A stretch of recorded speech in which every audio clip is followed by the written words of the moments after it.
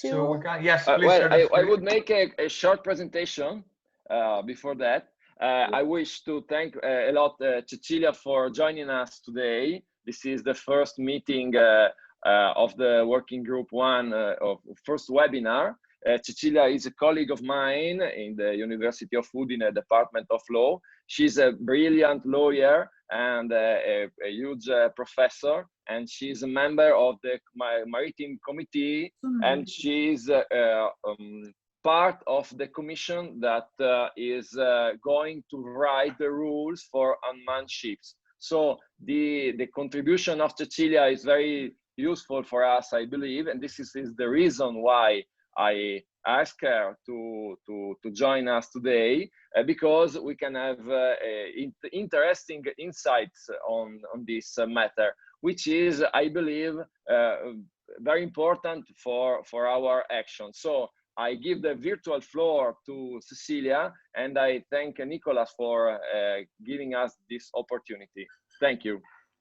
Yeah, and thank you everybody for this occasion to talk about unmanned ships. And we can say that I will talk about this investment. We can say that in the last years, the EU has allocated 1.5 billion euros to develop projects in which artificial intelligence is involved. And in this context, the autonomous vehicles industry in general is one of the first compounds that will surely be object of further and I think important progress. So here are in this slide the investment by EU. In this way, EU wants to reduce a gap with the most developed nations in the world on robotics, including China, which in February 2018 has begun building the world's largest test site for unmanned ships to test autonomous vehicles, including the use of autonomous steering and obstacle avoidance. Moreover, in China, the class society ABS has joined the Unmanned Cargo Ship Development Alliance, which is a group of class organizations, shipyards, equipment manufacturers who wants to deliver a working autonomous cargo ship by October 2021, with a design that integrates independent decision-making, autonomous navigation, environmental perception, and remote control. And as we can see in this picture, in the slide, in 2019, China has built the first autonomous cargo ship, which has made its maiden voyage in Zhuhai, Guangdong. And the unmanned cargo ship will, according to the shipyards, will reduce 20% construction cost, 20% operation cost, and 15% fuel consumption. So it's a very important contribution from China in this field. Indeed, in a recent EU parliamentary resolution on robotics, as we can see in this slide, the autonomous means of transport are considered a specific robotic sector, which covers all forms of remotely piloted, automated, connected, and autonomous ways of road, rail, waterborne, and air transport, including, in many, we can see vessels, drones, as well as all future form of developments and innovation in this sector. So it's greatly important, the contribution of EU. And what do you talk about when we talk about unmanned ships?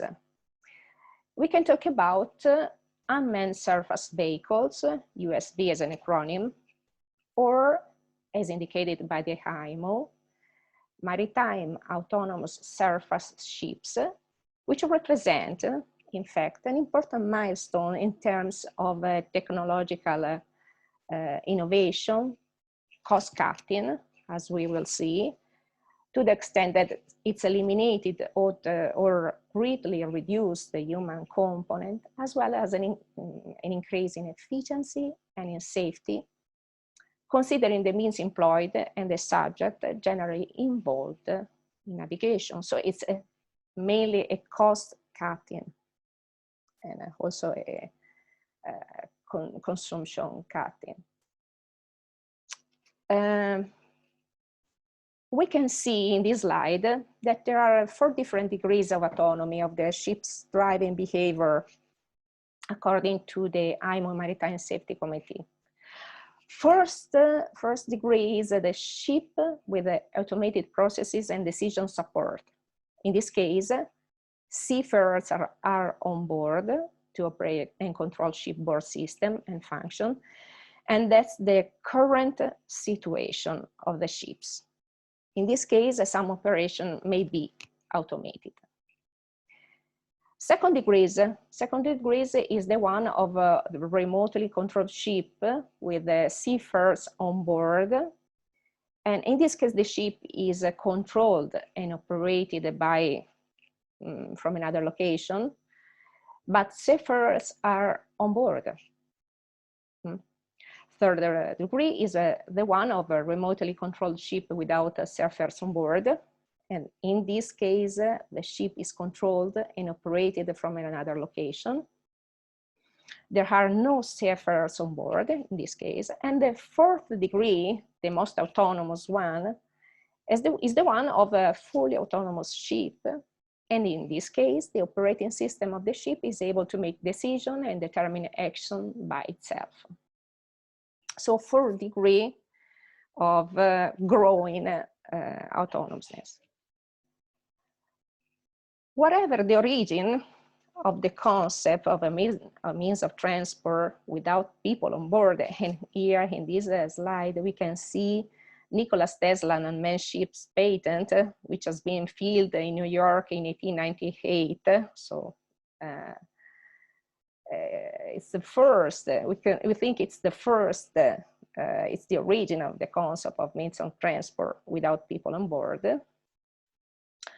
Reality shows an advanced degree of innovation in the current situation in the design of these means of transport, which operate via remote control or can perform the service for which they are designed autonomously, governed solely by the management software. These vehicles are currently in a state of, as we have seen, of advanced experimentation. And we think that they will be soon able to operate services on the water surface, while the underwater vehicles and the aerial vehicles, the unmanned aerial vehicles, are already employed in many activities. As an example, we can see the vessel Yara Birkeland that could be the first European fully electric and autonomous container ship. The shipyard in this case is Varda, which is controlled by Fincantieri, the Italian Fincantieri. But we have recently heard of a possible construction interruption due to the situation created by COVID, and so probably it's the construction is interrupted, and it will probably have a 79 meters long hull and a transport capacity of 120 containers. Furthermore, in the Norway Trondheim fjord, the first test site for autonomous vehicles of Europe has been recently placed. So this is the situation in Europe and in the world. The projects on this matter. Short sea shipping connections with the autonomous means are currently being studied in Europe and all over the world. And the European Commission has set up a research project on unmanned ships called Maritime Unmanned Navigation through Intelligence in Network, as an acronym is MUNIN. Therefore, unmanned ships represent a phenomenon in constant and rapid evolution, in which we currently identify small means of transport, but for which it is foreseeable that in the future they will be replaced by progressively larger and more complex vessels. This particular kind of ships can also be distinguished according to the function they perform. In this regard, construction projects of unmanned ships have been developed for military function, as we can see in this slide. The military test of unmanned ships designed to cross ocean. And as an example, I put in this slide the Sea Hunter. It's an example of military unmanned ship. The Sea Hunter is an autonomous unmanned surface vehicle launched in 2016. And operationally, computers can drive and control the ship with a human which observes and take charge if necessary, in a concept called sparse supervisory control.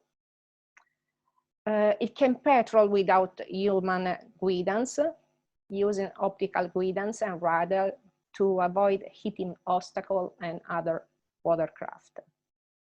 So this is the Sea Hunter, which is operated, which is an autonomous military ship.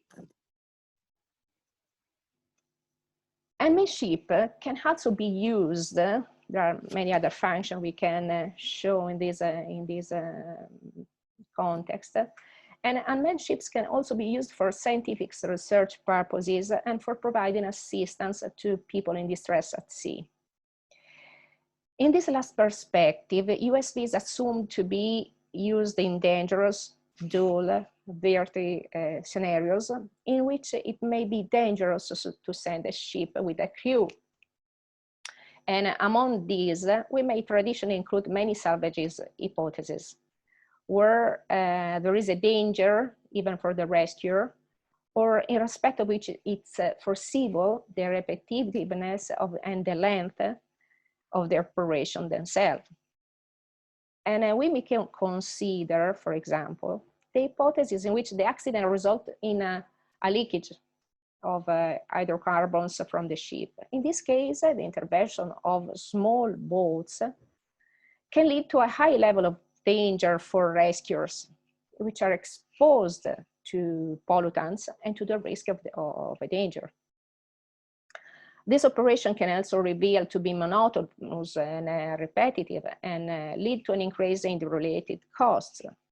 And among the projects of search and rescue with autonomous vessel, we can outline in this, we can see in this slide, the CART, Cooperative Autonomous Robotic Towing System, which has developed a system of unmanned robotic maritime vessels capable of semi-automatic high-risk connection operation of the towing system to ships in distress. The aim of the innovation is to reduce the risk to human lives and to increase the protection of the environment, for example, by helping to prevent oil pollution at sea during the rescue operation. The key idea is to collect the floating object from the vehicle to be rescued, like, for example, a floating buoy, by making a knot around it with a floating rope by an unmanned robotic vehicle, towing the floating rope connected to the tug ring. This automatic system will be used in two distinct scenarios. The rescue to a ship involved in a fire and the hypothesis in which the tugboat has to recover the emergency towing system of the ship in distress in the open sea. And in the first case, it's assumed that the tugboat needs to tow the ship out of the port, for example, a cistern located in an oil terminal. While in the second case, it's a matter of reaching the emergency towing system of the ship in difficulty. So this is the CART project.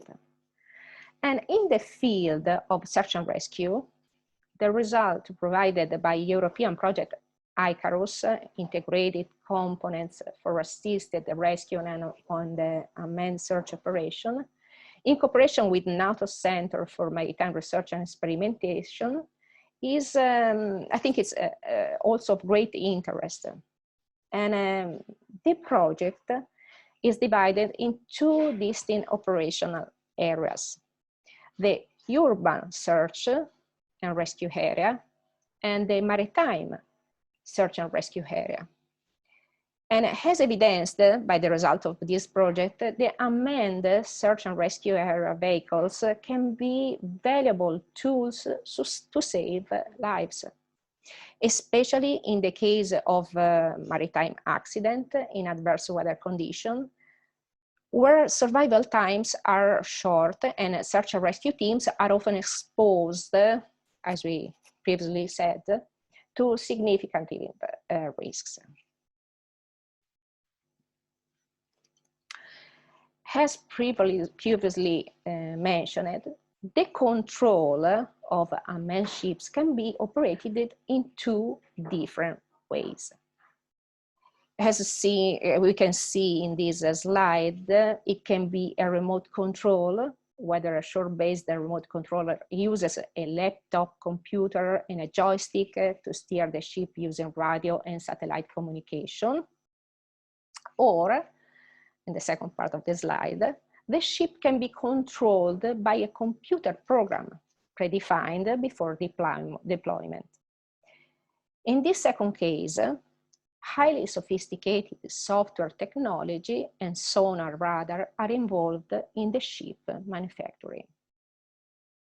These different systems, so remote control ship and autonomous ship, are both included in the concept of unmanned ships, even though they refer to different developments, particularly in regard to liability aspects, as we will see. In unmanned ships, a fundamental aspect of navigation should be reconsidered, that is the role of the master and the crew. This circumstance will affect many laws, both at international and at national level. In premise, the UNCLOS Convention, which in several places refers to the manning of the ships. For example, it provides that every state shall fix the condition for the grant of its nationality to ships, and the state shall effectively exercise its jurisdiction and control in administrative, technical, and social matters over a ship flying its flag. And in particular, every state shall assume jurisdiction under its internal law over the ship flying its flag and its master, officers, and crew in respect of administrative, technical, social matters concerning the ship. And it shall take some measures for ships flying its flag as are necessary to ensure safety at sea with regard, inter alia, to the manning of the ships. So it refers to the manning of the ships. Similarly, every convention, for example, has a SOLAS convention, which doesn't provide for a general definition of ship, but in several parts, it refers to the position of the master and of the crew members as internal to the ship. All these provisions need to be modified in order to include even the cases of unmanned ships. Instead, the Core Regs Convention 1972 declares to apply to all vessels upon the high seas and in all waters connected therewith and navigable by seagoing vessels.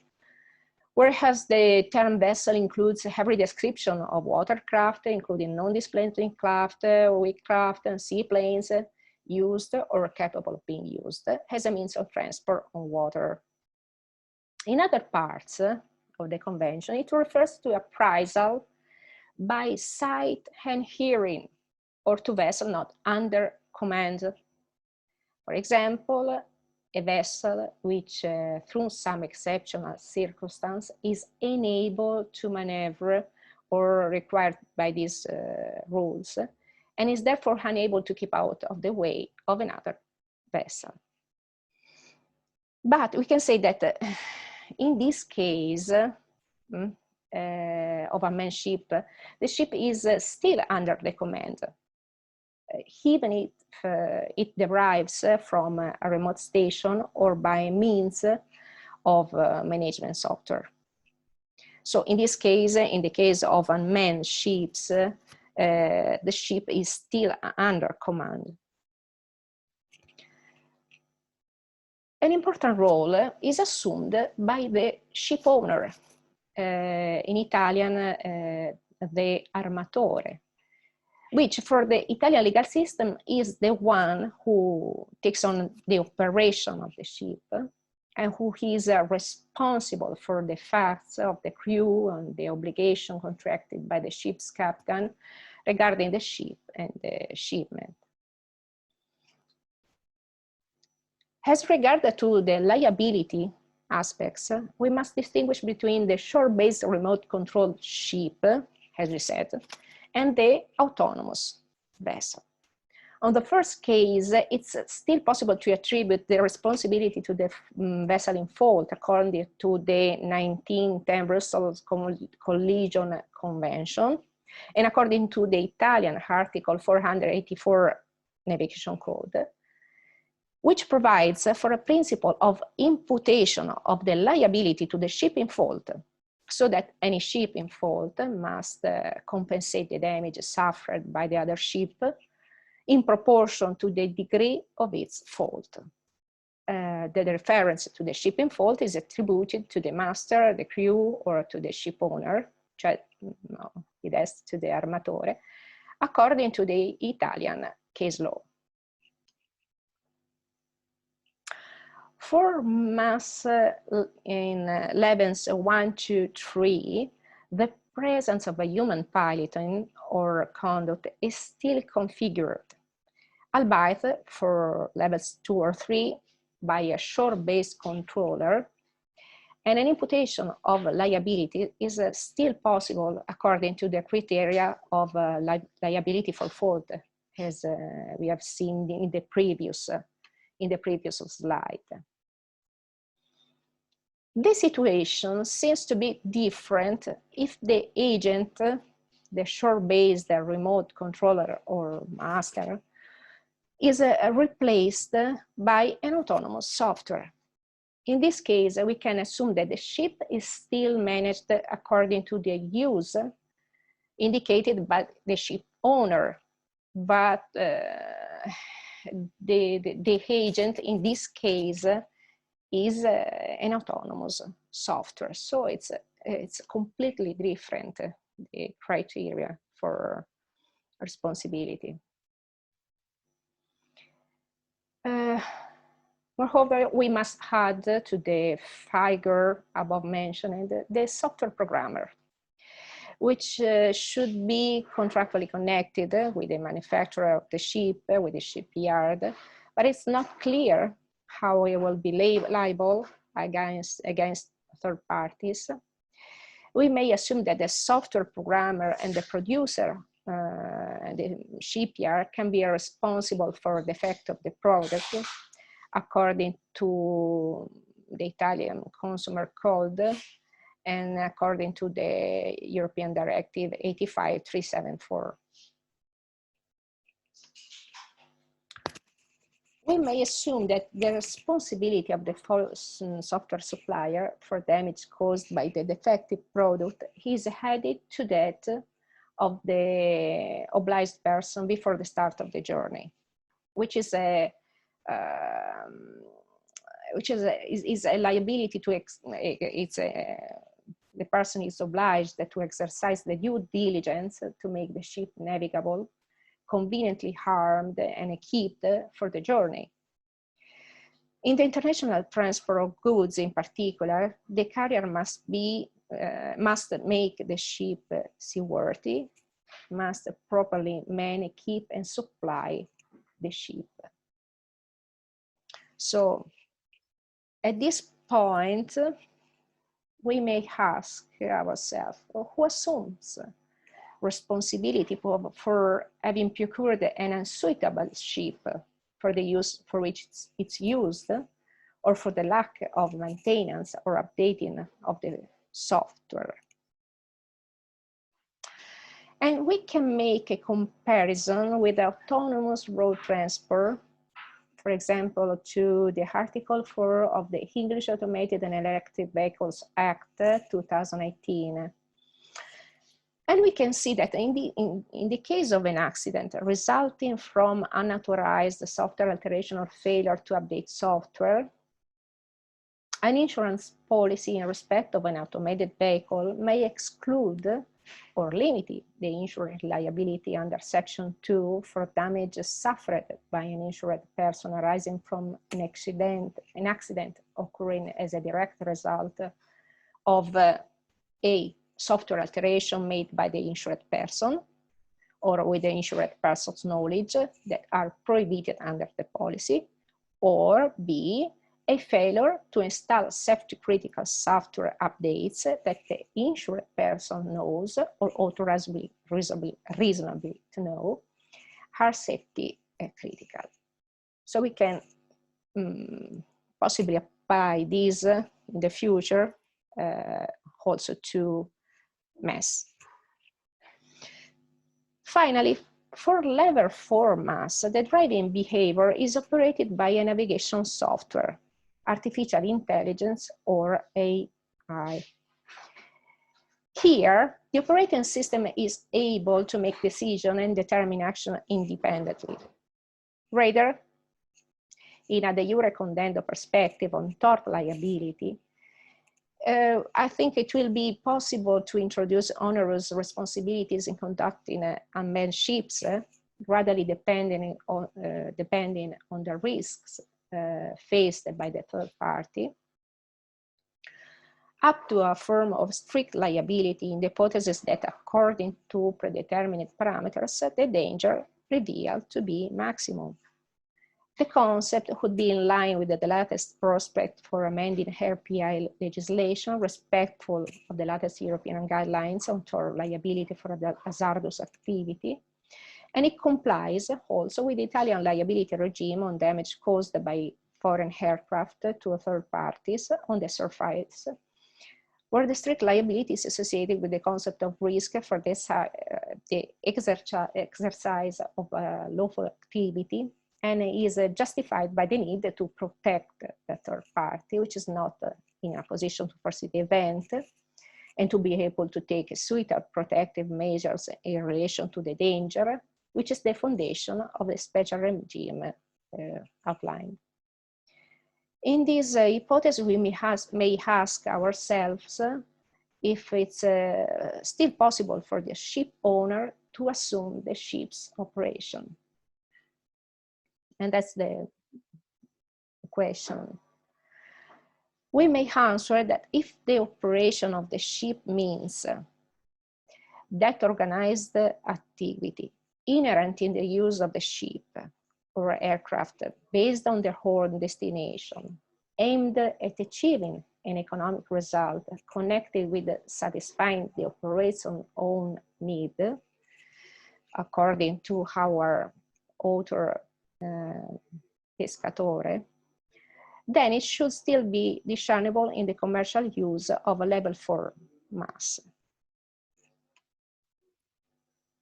The bright descriptive framework framework referred to above on the use of autonomous means of transport does not hide the gray areas that appear in this specific and very particular matter. On the one hand, in fact, it's not clear which evolution human work will have, which has been so far fundamental in every sector of maritime, land, air transport. The conclusion of the first studies in this regard emphasize that machines will replace the man in the heavy, repetitive, dangerous work, and that the human contribution will increasingly be an activity of concept, of design, construction of the machines. However, it's not clear how this will affect the many skills currently employed in maritime transport at every level of activity. According to the independent high-level expert group on artificial intelligence refers to systems that display intelligent behavior by analyzing their environment and taking actions with some degree of autonomy to achieve specific goals. While AI-based system can be purely software-based, acting in the virtual world, for example, voice assistant, image analysis software, search engines, speech and face recognition systems, or AI can be embedded in our hardware devices. For example, advanced robots, autonomous cars, drones, or Internet of Things application. Moreover, artificial intelligence applied to the direction of the navigation, according to the high-level expert group on artificial intelligence, must be reliable. That's the most important thing. It must be trustworthy. And to be reliable, artificial intelligence must be lawful, that is to comply with all applicable laws and regulations, must be ethics and ensure adherence to ethical principles and values, and must be robust, both for a technical and social point of view, since even in the good faith, artificial intelligence can cause unintentional damage. What about the insurable risk in transport with mass? We can say that it reduces the risk associated with human error. A machine does not perceive fatigue, does not get sick, has technologies suitable for seeing the fog or in the dark. However, it increases the risk associated with a technologically very complex and very expensive machine. And in cases where artificial intelligence makes the ship progressively more autonomous, as it's able to learn from experience, it is also plausible that insurers provide clauses for modification or of the risk condition in insurance contracts. A specific risk we can outline is the one of a cyber attack when navigating with a mass. We can forecast that with the introduction of mass, exposure to this risk of cyber attacks will increase significantly. Maritime cyber risk is defined as a measure of the threat level of a technological asset by a potential circumstance or event, which can cause operational or security failures related to shipping as a result of damaged, lost, or compromised information or system. The insurance policies relating to the use of mass should provide suitable coverage to the risk of cyber attack. Transport operators have written guidelines on security against cyber crimes onboard ship, increasingly coordinated with the shore operation through digital communication. The risk may vary from a limited level in which, despite the damage produced in the operation of the ship, it's able to carry on the activity, even in a reduced way, or there are minor injuries to the people involved, up to, as you can see in this slide, a more severe catastrophic degree in which a serious loss of operation of the ship occurs, which becomes incapable of performing one or more of its primary functions, with serious damage to organizational resources and financial losses, and or with a serious or fatal accident to people. So it may vary from a limited degree to a more severe or catastrophic degree. The risk of a cyber attack when navigating with mass can be configured as a threat to the computer system, then can present itself as alternatively an act intentionally put in place to cause damage, hacking or malware, as in the case of Maersk 2017, or the result from an act carried in good faith, but which produces damage, for example, during the maintenance of the system, or even during the design or the construction of the ship.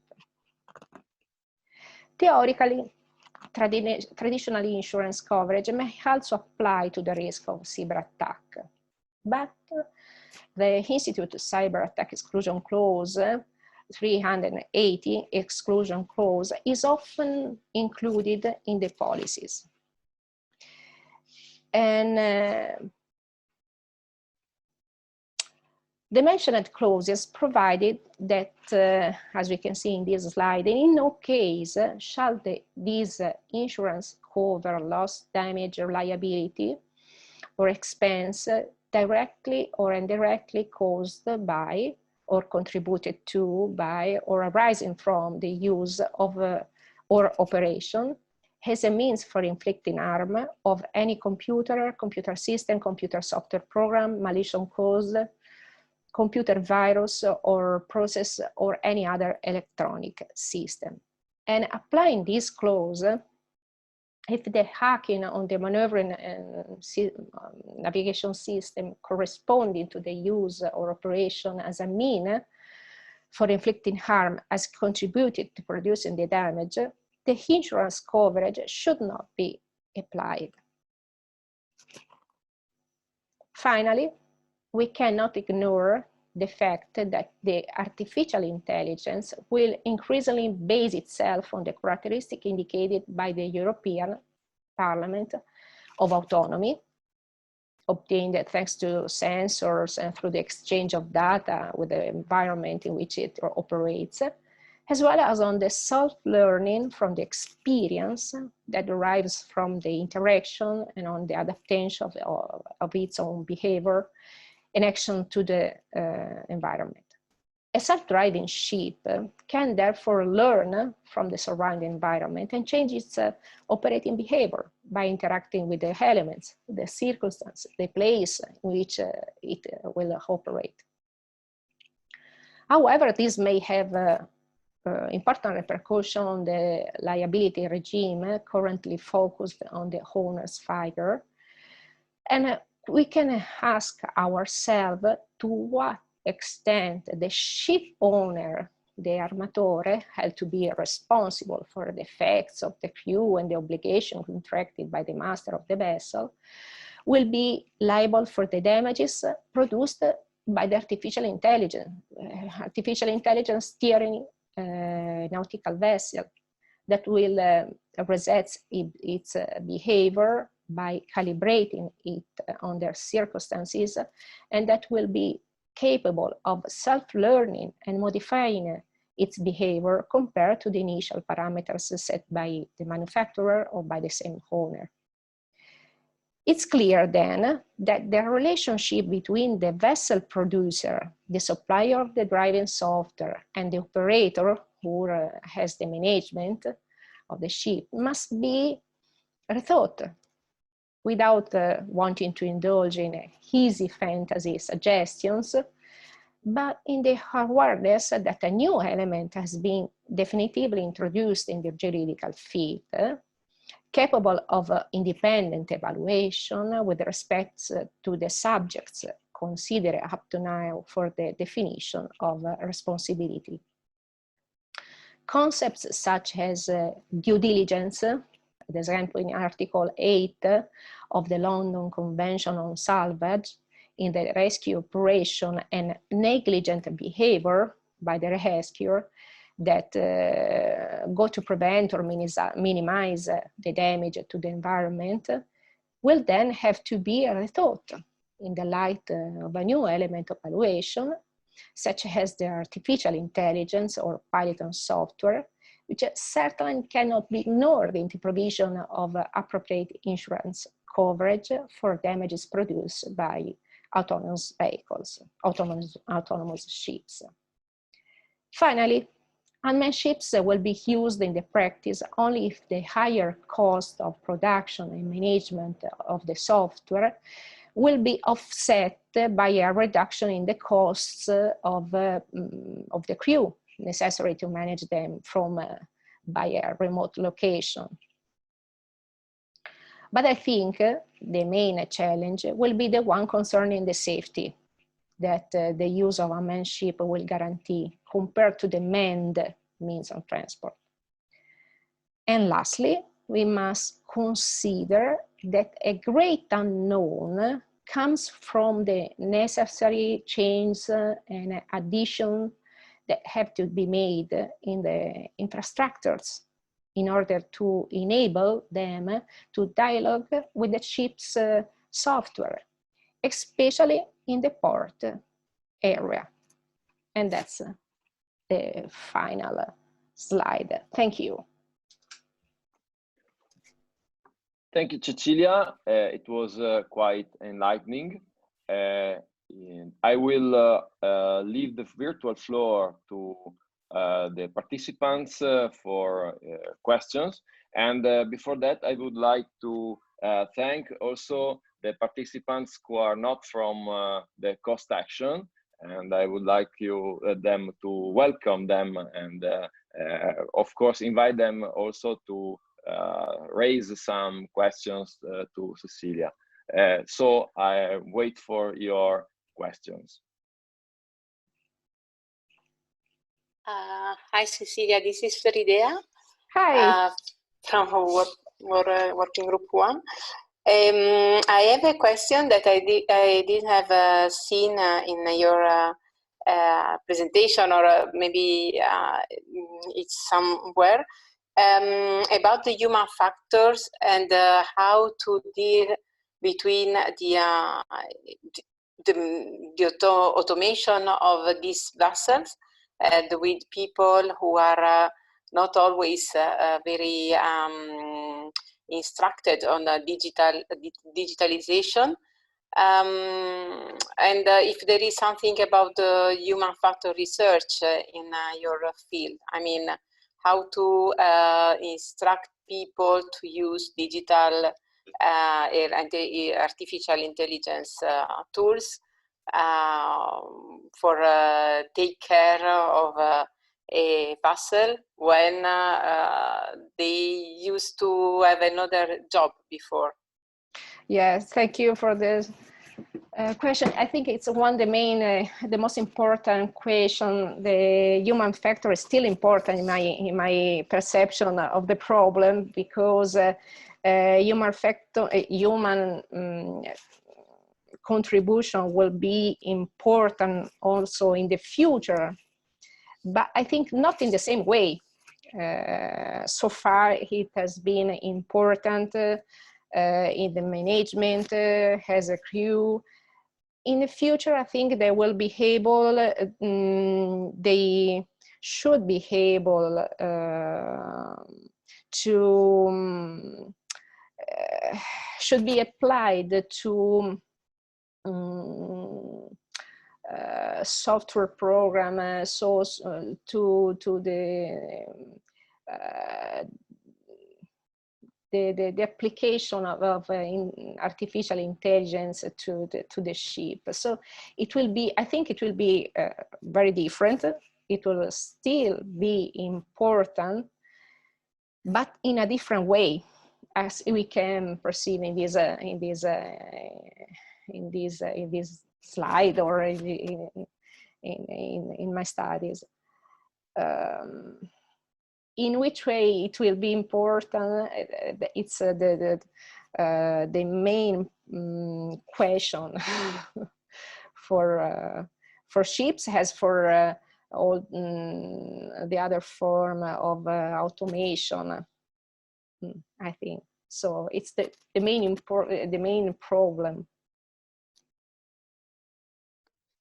Okay, thank you. Right.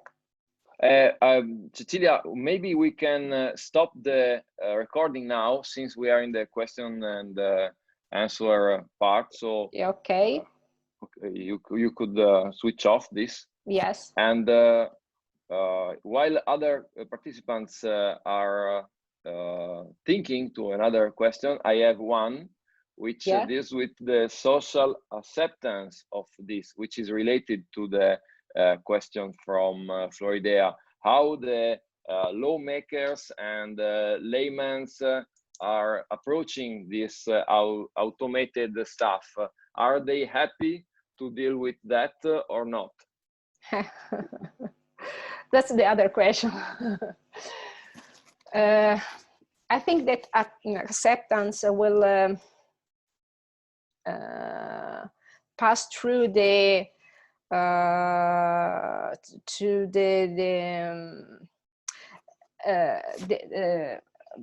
unmanned ship. Every automated system, transport system, is acceptable as long as it's reliable. It should be reliable.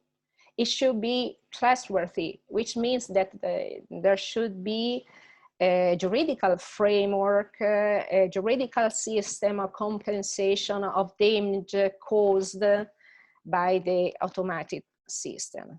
As long as there will be a juridical framework, reliability on this system, I think it should be accepted, to be accepted, I think.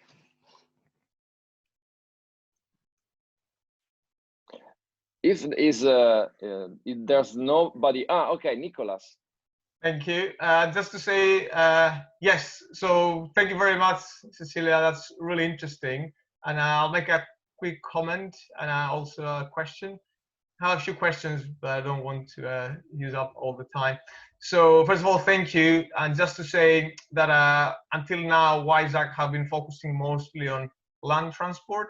And there was a survey we've done at the very beginning of the action. People may remember that was before the Bratislava meeting.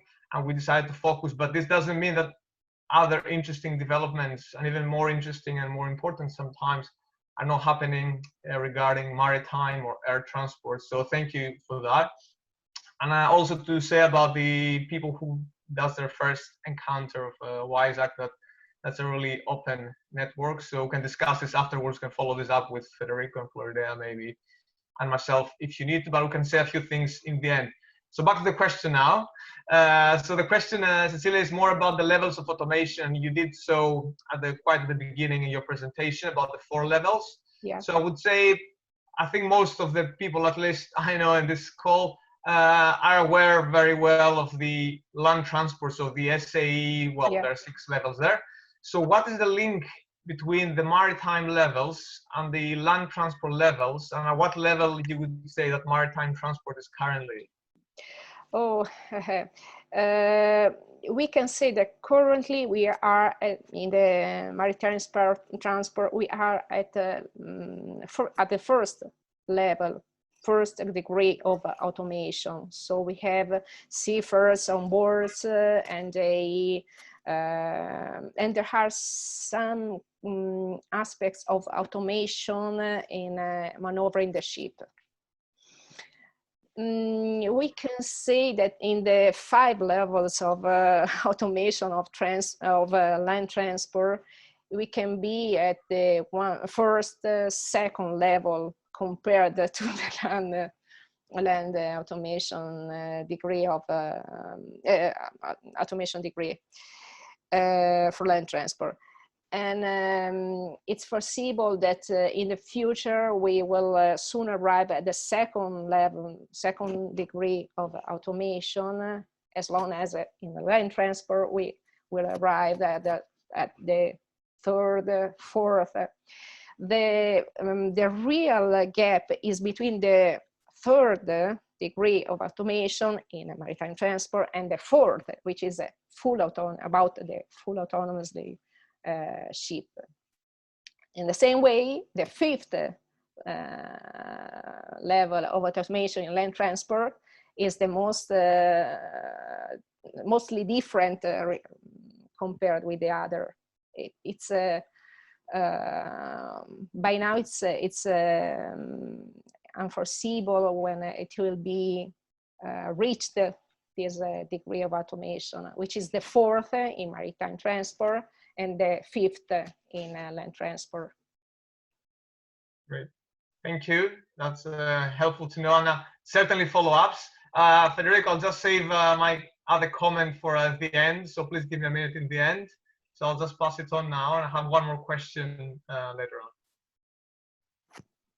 Okay. I would like to raise a question here, if possible. Yeah, thank you. I'm really not an expert in maritime transport, but I would have understood that there is a good morning. I see there's a. Do you hear me? Now I see you. Good morning. Yeah, it's good morning. Hi. I understand there's a big difference between the part of each travel which is within one harbor. Then there is a big part of the trip from one harbor area to the next one, and then there's this part within the harbor. And to my understanding, there is a huge difference because there is very different requirements and environments between the area in the harbors and on the long run. Yeah. Number one.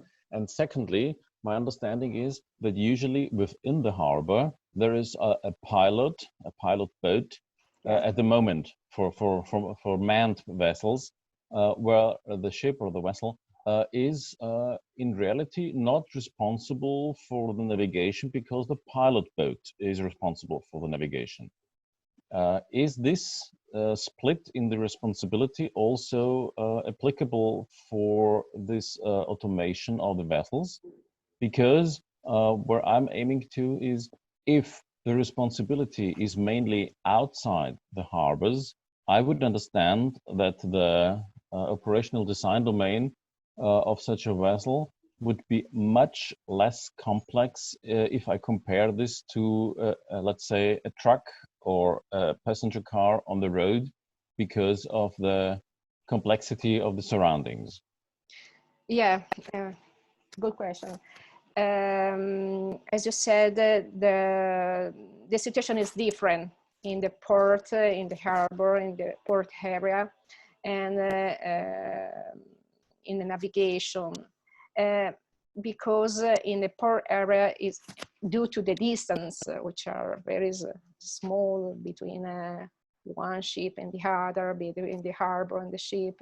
And there are, currently there are pilots maneuvering the ship to the shore.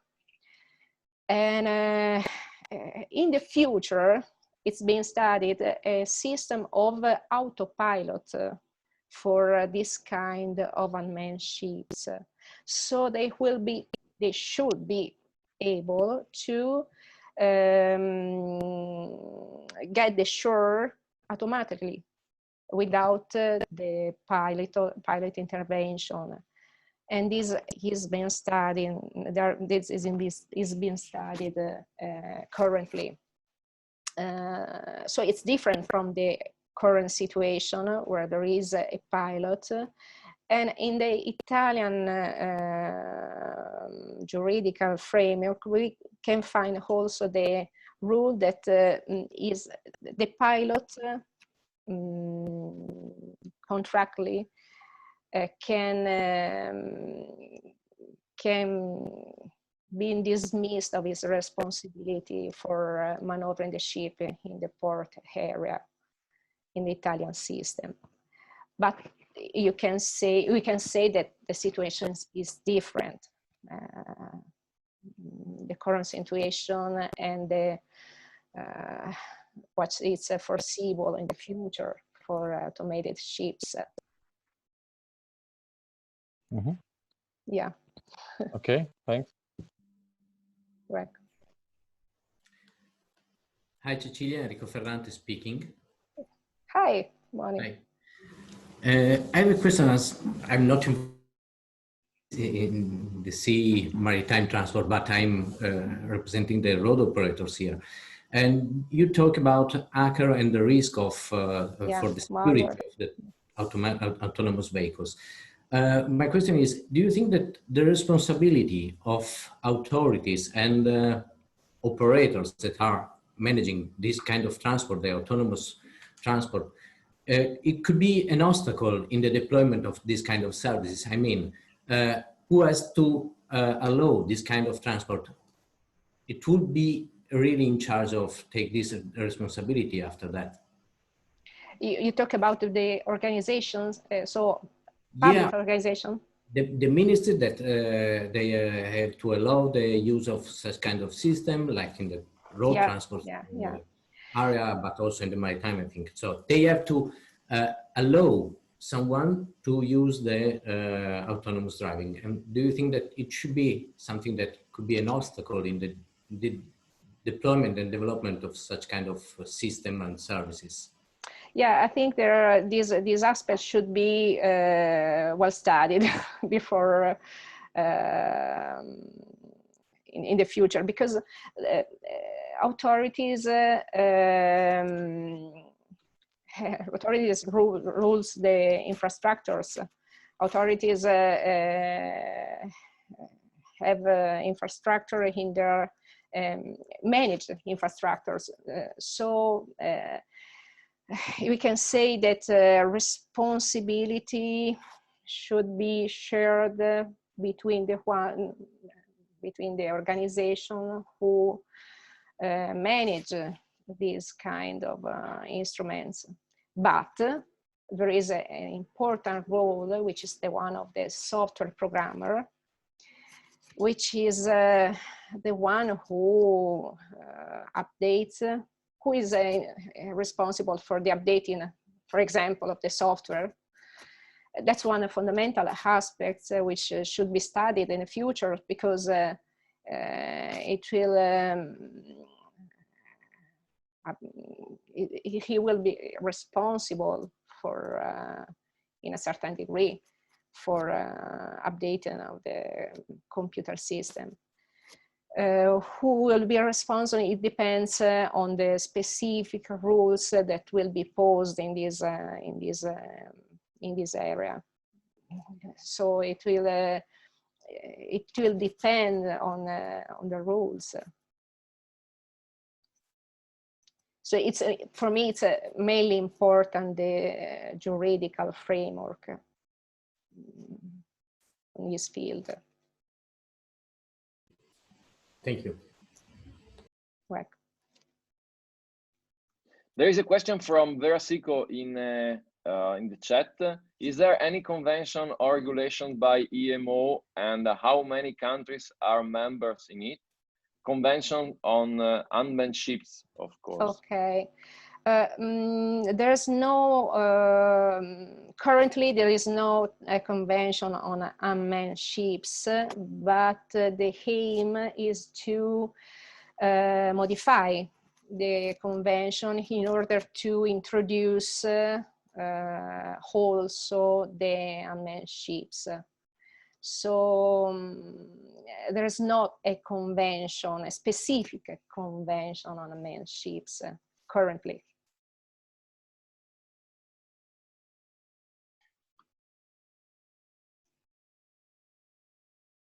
Great.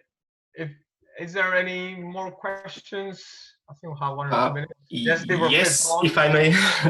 Hello, yeah. So I have one question I would like to ask about the hypothetical scenario of security breach in an unmanned ship. For example, yeah, now in a case, for example, of a kidnapping of a ship nowadays, the situation is usually resolved by using a force. And are there any like legislative considerations on using digital force by authorities, for example, to make the ship comply with the international regulations or so on? For example, by hacking it by authorities to comply with the regulations or something like that? I don't know, have really understood. You say if there are juridical rules on hacking. For example, yes, or making the ship comply with the regulations. I can say that operators, maritime operators, are studying all measures to comply with this problem. It will be the problem in the future, the one of malware, hacking of the system, because it's an autonomous system, so every breach in the system has to be managed. So there are many studies, but not, for what I can see, there are not international rules, juridical rules currently, but many studies by the operators at every stage. For okay, this thank you very much. Thank you. You're welcome. There is a question from Danny. It seems level 3 and level 4 are still forbidden by international rules. Is it true? Yeah, I think that they are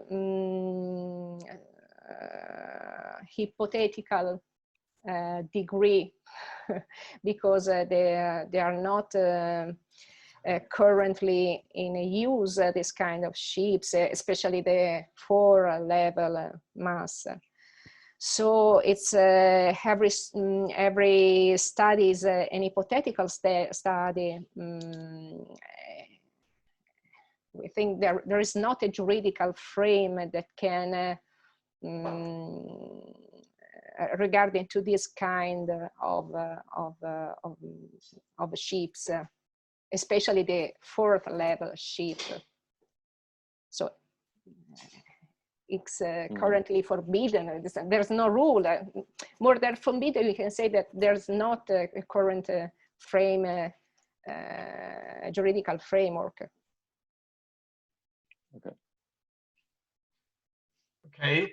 I'll just say, Federico, if I may, just a couple of quick points, and then I think we have to conclude given the time.